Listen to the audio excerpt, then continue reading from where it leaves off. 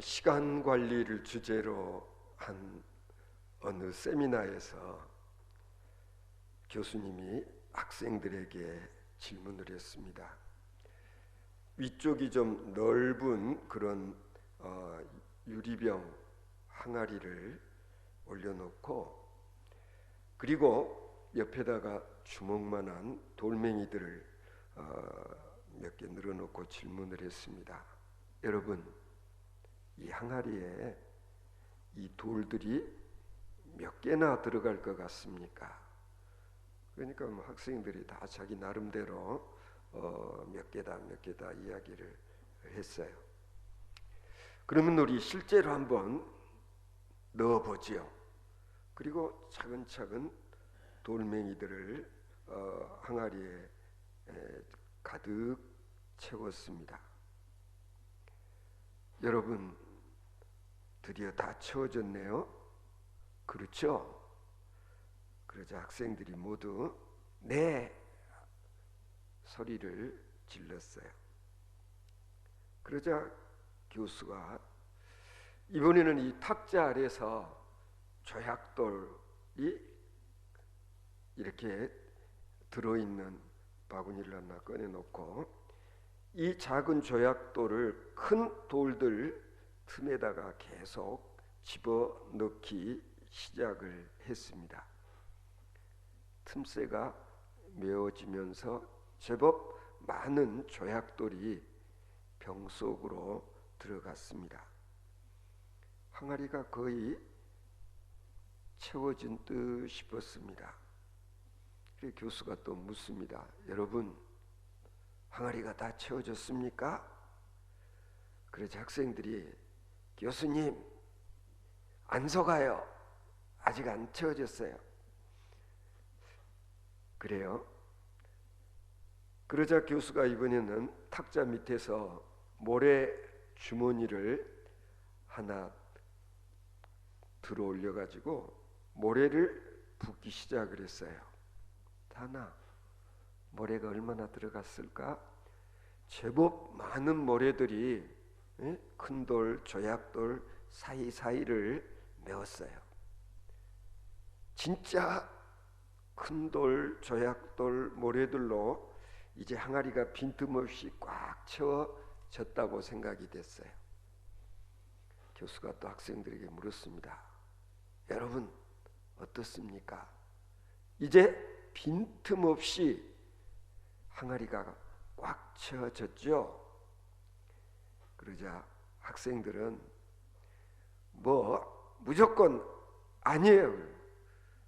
아니, 그러면 어떻게 더 항아리에 뭘 채울 수가 있어요? 해보세요.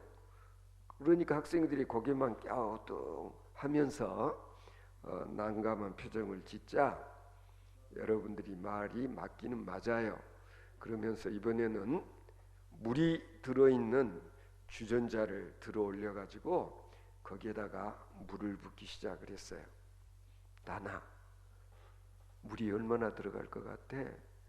많이 들어갈 것 같죠? 큰 돌, 조약돌, 모래로 빈틈없이 채워진 것 같았어도 이번에 물을 부니까 상당량의 물이 항아리병 속에 채워졌어요. 학생 여러분, 방금 우리가 실험해 본 이 일로 여러분은 무엇을 깨달았나요? 그러자 한 학생이 손을 번쩍 들었어요. 한번 이야기해봐. 네, 교수님, 우리 인생을 사노라면 반드시 틈새는 있기 마련일 것 같습니다. 따라서 무슨 일을 하든지 도중에 그만두지 않고 틈새를 잘 찾아서 그걸 메워 나가는 삶을 살아야 된다는 그런 교훈 아닐까요? 교수님이 그 말도 일리는 있지만 오늘 주제와는 맞지 않은 이야기일세. 그러면서 교수님이 설명하기 시작을 했어요.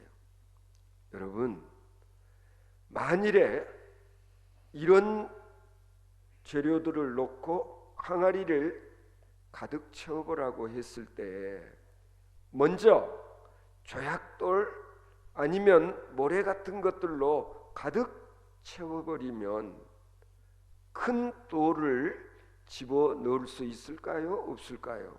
불가능하지 않아요? 무슨 얘기냐면 우리가 어떤 일을 하든지 간에 먼저 해야 할 일이 무엇인지, 그리고 나중에 해도 되는 일이 무엇인지, 이걸 구별할 줄 아는 능력, 이게 필요하다라는 거예요. 우리가 어떤 일을 할 때에 쓸데없는 자질구레한 것들에 대해서 관심 갖고 막 왈가왈부하고 그것들로 그냥 채워버리면은 진짜 크고 중요한 것을 담을 수 없다는 사실을 기억하라.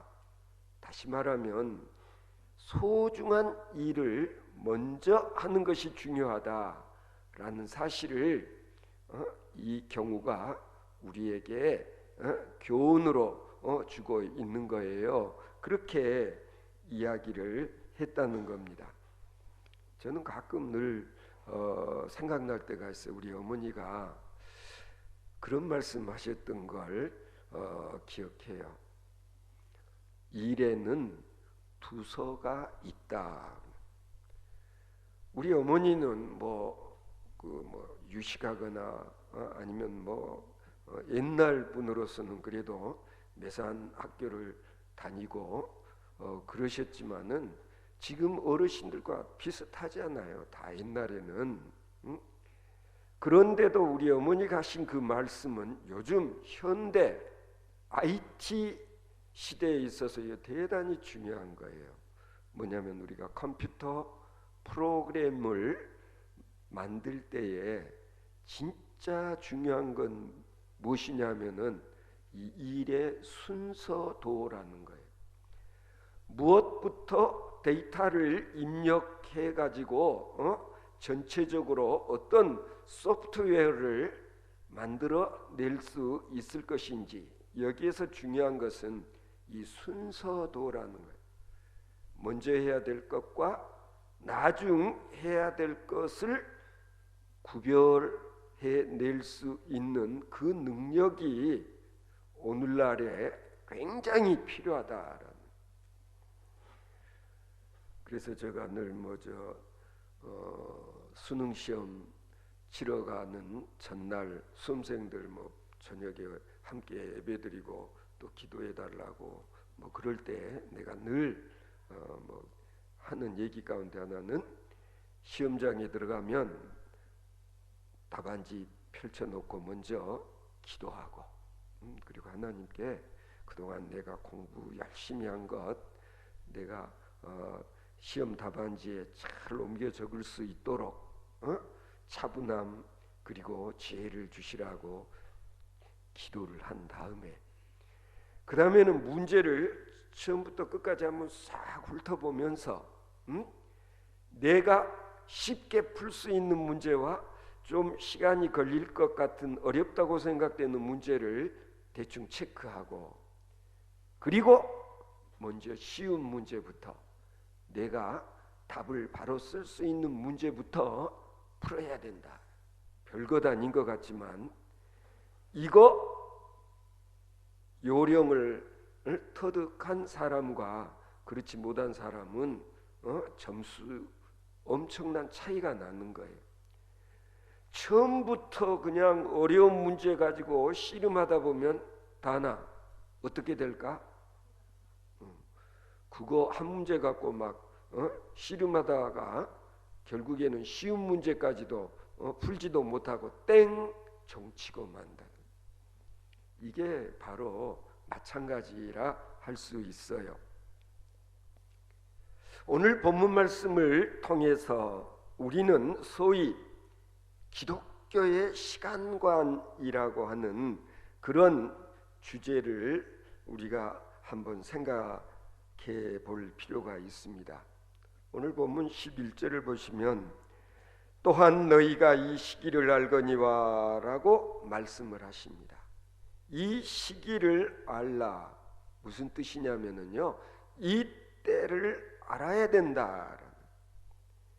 본문 11절에 또한 너희가 이 시기를 알거니와 자다가 깰 때가 벌써 되었으니 이는 이제 우리의 구원이 처음 믿을 때보다 가까웠음이라, 이렇게 말씀을 합니다. 여기에 바울 사도의 시간관이 잘 나타나 있다고 봅니다.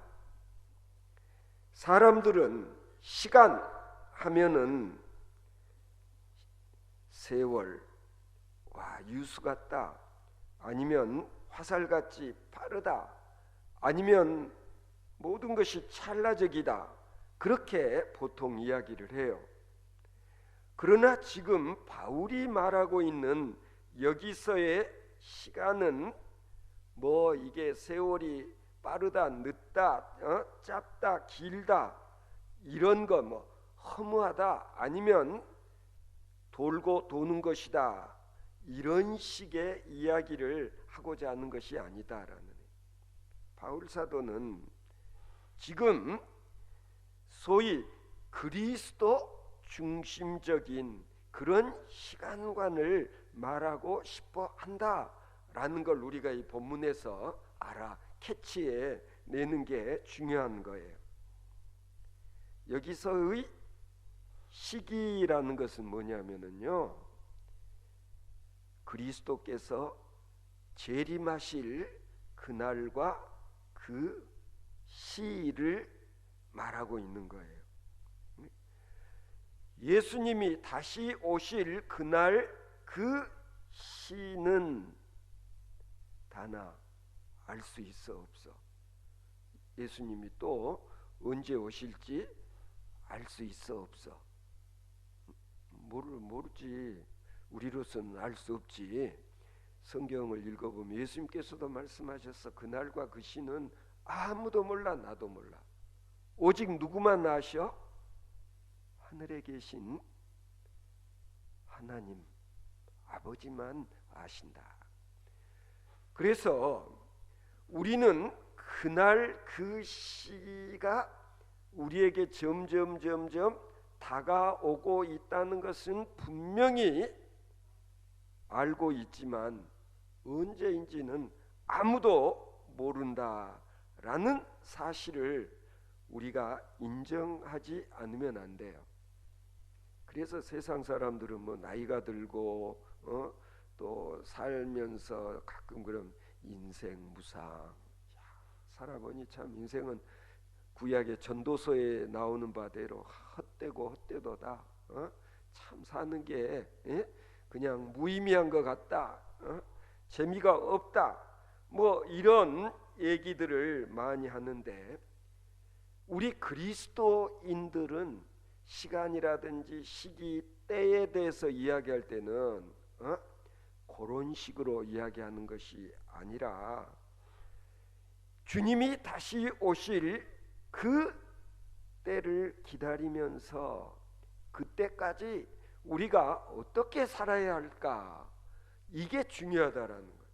이건 마치 뭐와 비슷하냐면 아까 처음에 그 교수님이 학생들 앞에서 이렇게 보여주었던 그것과 흡사하다고 생각이 되죠. 예수님이 오실 그 때까지 우리는 그때가 언제일지는 모르지만 뭔가 하기는 해야 돼. 그런데 정말 중요하고 그리고 의미 있는 일부터 먼저 하지 않으면 안 된다. 그렇지 않으면은 진짜 헛되고 헛되도다, 헛살았다, 나중에 사, 뭐 그렇게 이야기하게 될 수밖에 없는 거예요. 예수님이 다시 오실 재림의 그 순간은 우리 모두가 다 심판대에 서는 순간이다.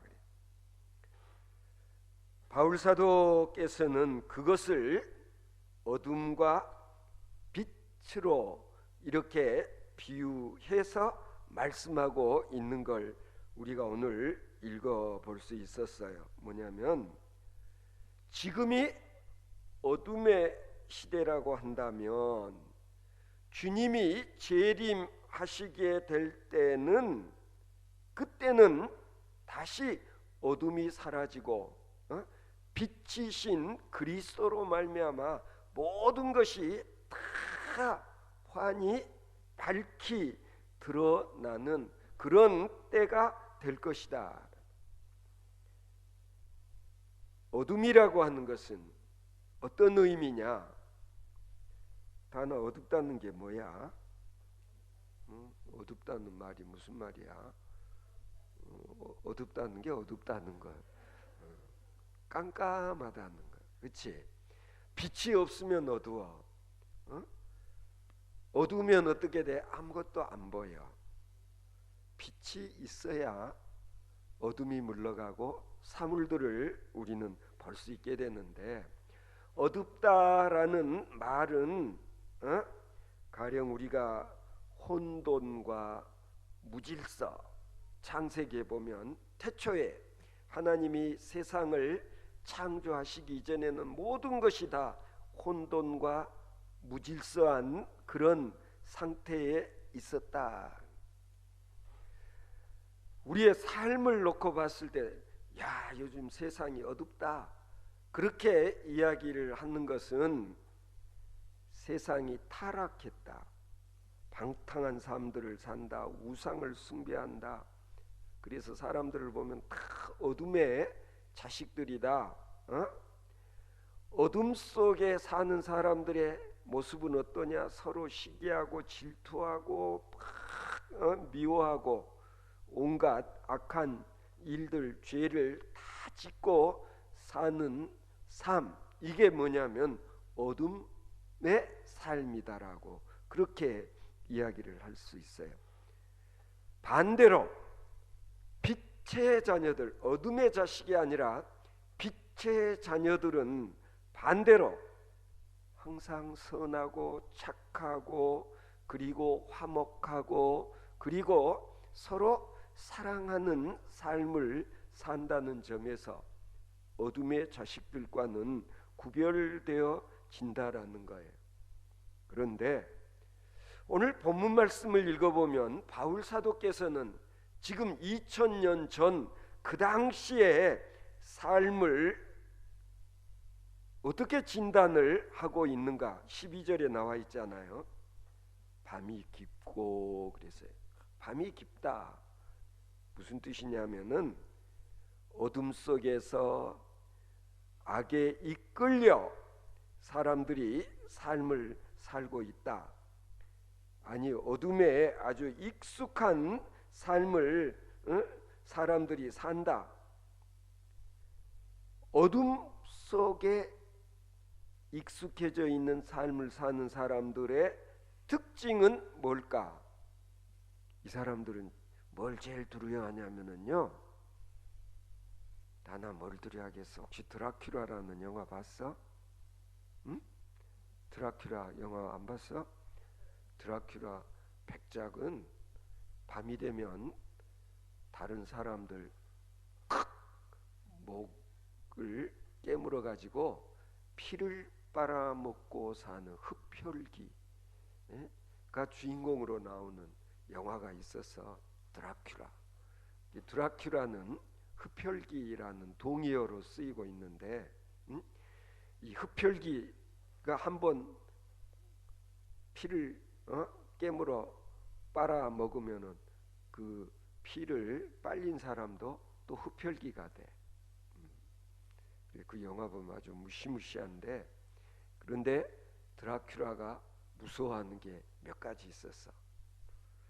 영화를 안 봤으니까 우리 단어가 모르겠다. 그건 어찌 안 해?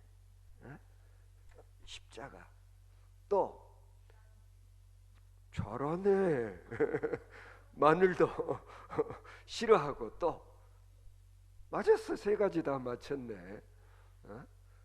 그래서 막 마늘을 걸어놓기도 하고, 그리고 막 십자가를 걸어놓기도 하고 그래. 그 영화에 보면 드라큘라가 못 오게 하려고 그리고 막 빛을 비추면은 막 하고. 그래서 낮이 되면 드라큘라는 어디에 들어가서 지내? 이거 영화 안 봤다 보면 다 아네. 관 속에 들어가 딱 있다가 해 넘어가면 삐그덕하고 관을 열고 나와서 또 사람들 이렇게 그 피를 빨아먹는 그런 일들을 해. 그래서 어둠의 자식, 어둠의 사람, 흡철기 같은 사람이 제일 두려워하는 게 뭐냐면은 빛. 근데 빛은 누구를 나타내는 말일까? 예수님이 말씀하시기를 나는 세상의 빛이다 그랬어요. 예수님은 빛으로 이 세상에 오셨다. 그래서 죄를 많이 짓고 사는 사람, 어둠의 자식들은 사실은 예수님을 싫어해. 왜? 빛 대신 예수님이 나타나면 내 자신의 안 좋은 모습이 다 드러나니까. 그래서 어둠의 삶에 익숙한 사람들은 빛을 싫어한다. 빛 대신 주님을 싫어한다. 바울 사도는 이런 세상을 안타까워하면서 말씀하시는 거예요. 자다가 깰 때가 벌써 되었으니. 자다가 벌써 깰 때가 되었다. 어둠의 자식들아, 이제는 더 이상 어둠 속에 안주하는 그런 삶을 살아서는 안 돼. 잠자서는 안 돼. 이제는 깨어나라. 영적으로 깨어나지 않으면 안 된다. 무슨 얘기냐면 어둠이 가고 이제 아침이 가까워왔다. 그런 아침이 되어도 일어나지 못하고 잠을 자고 있는 사람, 문제가 있는 사람 아니에요? 새벽이 되고 아침이 되면 눈이 뜨여지고 깨어나는 사람, 이것만 해도 엄청난 축복이에요. 해가 뜨고 아침이 됐는데도 깨어나지 않으면 문제가 심각하지 않아요? 건강한 사람은 어떠냐? 밤에는 자고 아침이면 일어나고 낮에 열심히 일하고, 이런 사람은 건강한 삶을 사는 사람이에요. 그런데 반대로 어떤 사람은 낮에는 자고 그리고 밤에는 일어나서 엉뚱한 짓을 하는 사람, 가령 예를 들어서 담을 넘어가고 다른 집 창문을 열고 들어가고, 이런 사람 누굴까? 다나 도둑. 이런 사람들은 불행한 사람들 아니에요? 그래서 우리는 아침을 기다리고 그리고 빛 대신 주님이 다시 오시는 그 재림을 기다리는 자들로서, 그런 사람들은 삶이 달라야 된다. 다른 사람들하고는 달라야 된다. 지금 그런 얘기를 바울 사도께서는 하시고자 하는 거예요. 비록 지금은 깜깜할지라도 저 앞에 다가오고 있는 빛을 의식하고 벌써 깨어 준비를 한다고 하는 것, 이거 대단히 중요해요. 밤이 아주 깊었다 라는 말은 달리 이야기하면 이제 새벽이 가까웠다 라는 말과도 사실은 비슷한 말이라고 할 수 있어요. 따라서 우리 신앙인들은 삶을 살면서 살다 보면 때로는 힘들고 어렵고 슬프고 견디기 어려운 그런 경우도 있어요. 예수를 믿는 사람이나 안 믿는 사람이나. 그러나 주님을 믿는 사람들의 특징은 뭐냐? 오늘 내 삶이 아무리 힘들고 어렵고 때로는 절망적인 그런 형편일지라도 낙심하지 않아. 절망하지 않아. 포기하지 않아. 왜? 빛 대신 그리스도가 다가오고 있음을 알기 때문에 이 어둠의 순간은 이제 물러갈 수밖에 없다라는 믿음, 소망이 있다는 점에서 세상 사람들과는 다르다. 절대로 낙심하지 않는다. 조금만 참고 하면 이제 곧 밝은 광명 천지가 전개될 것이다. 이렇게 삶을 사는 사람. 그래서 바울 사도는 이걸 어떻게 지금 표현을 하고 있냐면 어둠의 옷을 벗고 빛의 갑옷을 입자, 이렇게 제안을 하고 있어요. 어둠 속에서 입고 있었던 잠옷 벗어버려. 이제 잠옷을 벗고 활동복으로 갈아입어야 되는데 그걸 영적으로 신앙적으로 바울 사도는 무슨 옷이라고 그랬냐면 빛의 옷. 빛의 옷. 빛의 옷을 다른 말로 하면 뭐가 될까? 우리 단한테밖에 물을 수가 없어. 응? 빛의 옷. 아까 빛은 뭐라고 그랬어? 응? 누가 빛이라 그랬어? 예수님. 그러니까 빛의 옷은 누구 옷이야? 예수의 옷. 여러분, 예수의 옷으로 갈아입으세요. 그것을 여기 빛의 갑옷이라고 그렇게 표현하고 있는 걸 볼 수가 있어요. 그러니까 요즘에는 뭐 전쟁할 때 갑옷을 안 입는데 옛날에 장군들 막 이렇게 전쟁에 나갈 때 무슨 옷을 입었어? 갑옷을 입었어. 갑옷은 뭘로 만들어? 철, 쇠붙이, 가벼운 동 이런 걸로 확 해야 돼. 왜? 총 아니 칼, 창으로 이렇게 안 다치게 만든 옷이 갑옷이잖아. 갑옷은 자신을 보호해주는 그런 역할을 해. 옷의 기능이 몇 가지 있는데 다나 옷은 왜 입어? 옷 왜 입지? 추울 때는 따뜻하게 해주는 역할을 하고, 그렇지. 그리고 또 옷은 왜 입어?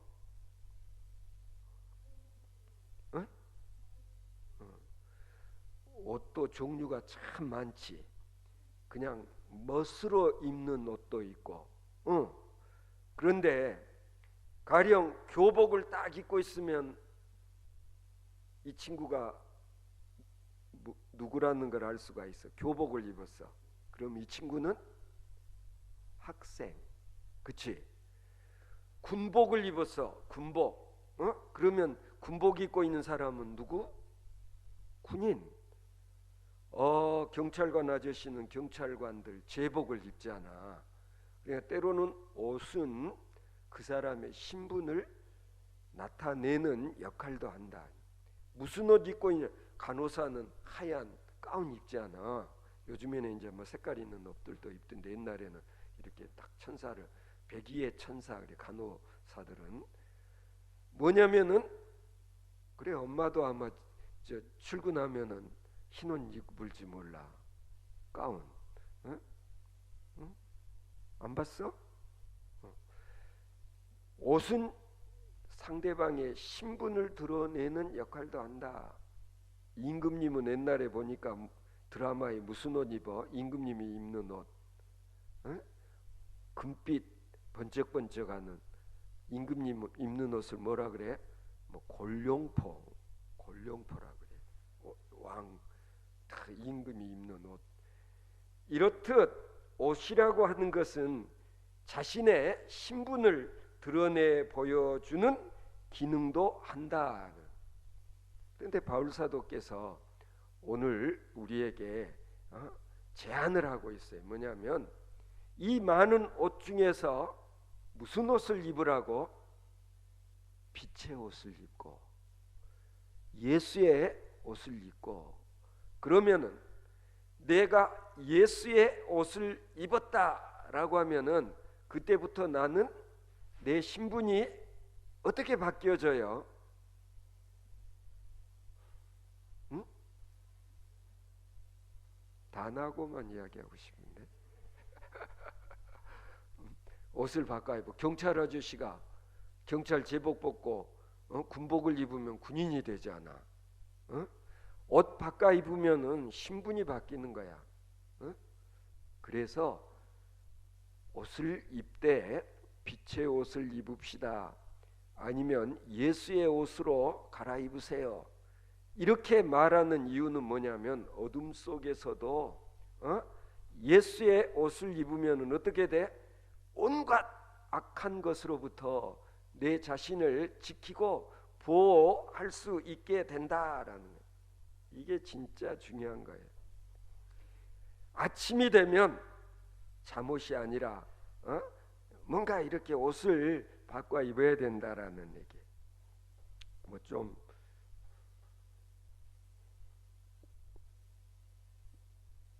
적합한 내가 될지는 몰라도 가령 예를 들어서 아침 해가 떠서 이제 밝아오고 있는데 아직도 여편 내가 뭘까? 내 아내라는 사람이 아직도 잠을 자고 있는데 가만히 보니까 침을 질질 흐르고 있어. 그런 모습을 보면은 어떨까 기분이? 다나 이 다음에 시집가면 그래야 되겠어? 그러면 안 그래야 되겠어? 내 남편보다 내가 먼저 일어나가지고 그래도 세수하고 머리 감고 화장도 하고 그리고 옷도 딱 이렇게 잘 갖춰 입고 좋은 모습을 보여줄 수 있어야 되지 않겠어? 똑같다라는 얘기. 이제 곧 신랑 되신 주님이 오실 터인데 아직도 깨어나지 못하고 그런 흐트러진 모습으로 있으면 되겠느냐? 지금 이런 이야기를 바울 사도께서 하고 싶어 한다는 걸 알 수가 있어요. 그래서 우리가 그리스도로 옷 입음으로 인하여서 이제는 옷을 바꿔 입었으니까 우리의 삶이 바뀌어야 된다. 차원이 달라져야 된다라는 거예요.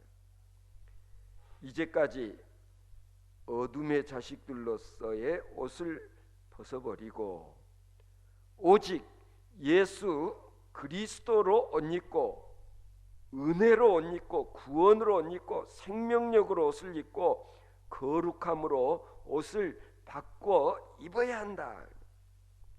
비록 내가 육신을 입고 살기는 하지만 내가 꿈꾸는 것은 뭐냐면은 영적 차원의 세계, 예수 그리스도를 옷 입고 있음으로써 나의 언행 심사가 그리스도적인 것으로 바뀌어야 된다.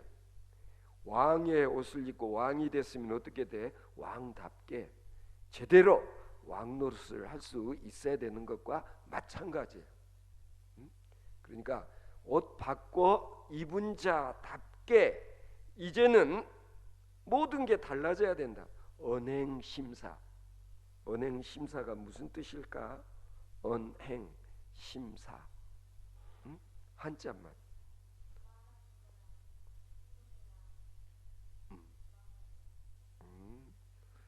역시 회장님답다. 정답. 그래. 말하고 행동하고 이 마음 씀씀이가 그리스도적이어야 된다. 내가 이제 그리스도의 옷을 입었으니까 바로 그거예요. 그래서 신령한 자가 다스리는 육체가 되고 신령한 하나님의 이성이 나를 다스리는 그런 그리스도의 인격으로 내가 거듭나게 되어질 때 우리는 구원의 한 발짝 더 가까이 나아가게 될 것이다 라는 얘기예요. 그러므로 우리 모두는 그리스도의 옷을 입고 사는 참 그리스도인으로서의 삶을 살아갈 수 있어야 될 것입니다.